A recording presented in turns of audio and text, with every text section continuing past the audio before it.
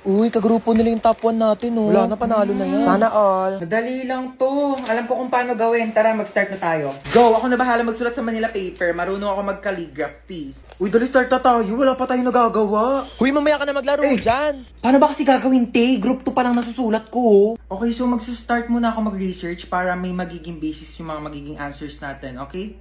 Basis. Alam mo yun? Hindi. Ikaw? Di din.